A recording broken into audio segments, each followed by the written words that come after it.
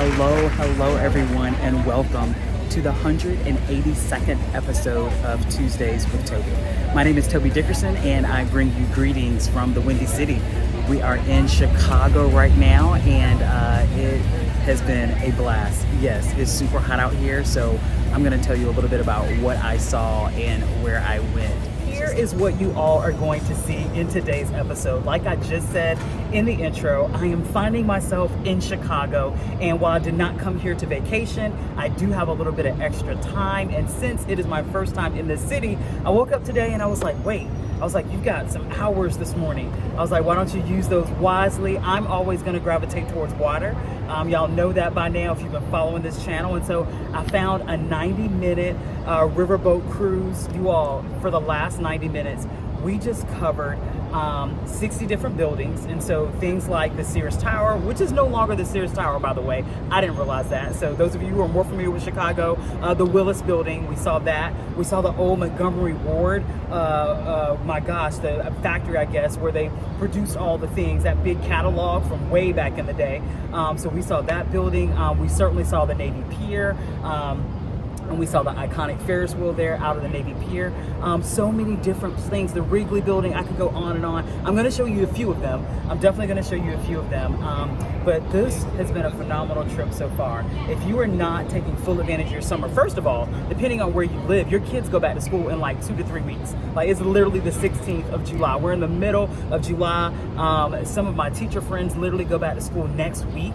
And so that's frightening. Others of you have until like Labor Day. So you've got about six more weeks or so of summer fun. But that's all we have for today. I just really wanted you all to be able to see some of the things that I was seeing and experiencing.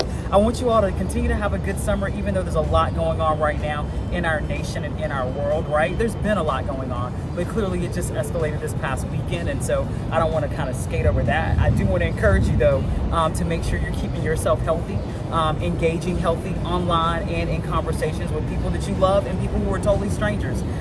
It's okay to have an opinion and not to express an opinion. It's okay to express an opinion and to be super kind in doing so, and to not to look down on others for their opinions. But it's really wild out there right now. So we're just gonna have fun, right? We're gonna get on boats, we're gonna take tours, we're gonna discover new things, and we're gonna have fun. And that's what today's episode is all about. So thank you for joining me as you guys do each week. And I hope you like, share, and subscribe. I'll see you back here next Tuesday. Y'all take good care. Stay healthy too. Right. So you can have trains going across the river, then it going up for a boat, coming back down, and of course lots of train tracks all around it. We'll see 2 more Strauss bridges later. They're in similar straits to this one, where they're still functional, they're still safe to have, but we don't use them too much, so we sort of leave them up and out of the way. The style of bridge that you'll see most commonly in Chicago, you can see it ahead of us at Lake Street with the double-decker option, or you can see it in the single-level version just to our left at Franklin Street. The style is called bascule trunnion. It means seesaw counterweight in French and describes how the bridge operates. So below and behind the bridge arms, there are a series of electronically activated counterweights. When fully engaged, those counterweights outweigh the arm of the bridge. So the split is typically done from the center. The arms swing up, the counterweights swing below the water line. The style is known for the high rolled arm design and that dark maroon piece girder. It sounds like we have a train just ahead of us. Yeah? But we also have our next building on the right. So if you check our right side, you'll see this parabolic arch. It's got that green glass exterior, and that is River Point Tower, done in 2016. 730 feet of office space by Picard Chilton. And the red spiral in front of it was done by Santiago Calatrava. Its title to identify the Art Deco style is to look out for limestone. Limestone is the soft beige on the exterior. It is also the primary bedrock for the state of Illinois, so it's very easy for us to come by. Oh, look straight behind us, you'll see the L as it goes over the Wells Street Bridge. We have 2 bridges in the city that carry L train traffic on the top level. Wells Street behind us is one, and Lake Street, which we'll see in a few moments, is the second. Lasted 28 hours and destroyed 3/5 of the city. That's about 5 square miles of area. Now you might have heard the story that the Great Chicago Fire is the fault of Kate O'Leary's cow Daisy, and how Daisy kicked over a lantern that Sunday night. Well, Kate O'Leary's cow and the entire O'Leary family were exonerated from all blame in 1993. We have several theories as to how the Great Chicago Fire might have gotten its start, and they run the gambit of probability. Something as simple and as commonplace as a cigarette thrown astray, landing on something flammable, could have started the Great Chicago Fire. Something as out there as a meteor shower could have started the Great Chicago Fire.